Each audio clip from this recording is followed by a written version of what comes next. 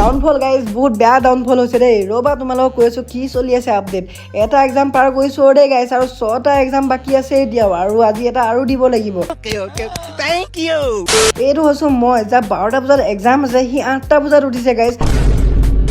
আৰু এতিয়াও টোপনি পোৱা হোৱা নাই গাইজ আৰু এতিয়া মোৰ লগৰকেইটা ভাবিব যে মই ৰাতি পঢ়িলোঁ বুলি আৰে ভাই ৰাতি খেল চাই শুই থাকিলে আৰু একো নাই ৰাতিপুৱা অলপ চালোঁ আৰু দেই তাৰপিছত মই এতিয়া কলেজলৈ ওলালোঁ আৰু দেখিছানে মোৰ ফিউচাৰৰ আগতে মোৰ কেমেৰাৰো ব্লাৰ হৈ গৈছে গাইজ কি যে হ'ব তাৰপিছত মই প্ৰটিন ইনটেকটো পূৰণ কৰি মই গুচি গ'লোঁ মোৰ লগৰটোক ল'বলৈ কাৰণ সিয়ে মই লগতে যাম দুটা এক্সাম দিবলৈ আৰু গৈ থাকোঁতে দেখিলোঁ যে ট্ৰেক্টৰ এখনে হুইলি মাৰিছিলে নে কি জানো একদম পাল্টি খাই আছে গাইজ মইতো এটা কথাই ভাবিছোঁ গাইজ ওলাই যাওঁতে এইবিলাক কি দেখি গ'লোঁ আজি ফাৰ্ষ্ট বেঞ্চত নপৰিলে হয় আৰু দেই আৰু চবতকৈ ভয় লাগে গাইজ ৰোল নম্বৰ বিচাৰোঁতে প্ৰথম বেঞ্চত পৰি গ'লে মানে হাৰ্ট এটেক আৰু মোৰ কাৰণে এইফালে মই কলেজ আহি পাই গ'লোঁ গাইজ আৰু এইকেইটা টপাৰৰ ভিতৰত মই যি বেক বেঞ্চাৰ আৰু দেই গাইজ আৰু গাইজ আজি মই প্ৰথম বেঞ্চত নপৰিলোঁ দেই নাজাৰ নালাগে কিচিকা আৰু তাৰপিছত মই এক্সাম দিবলৈ গুচি গ'লোঁ আৰু এক্সাম দিও আহিলোঁ গাইজ আৰু মানে যি জনা নজনা চব লিখি থৈছোঁ আৰু এফালৰ পৰা পাছ কৰিলেই হয় দেই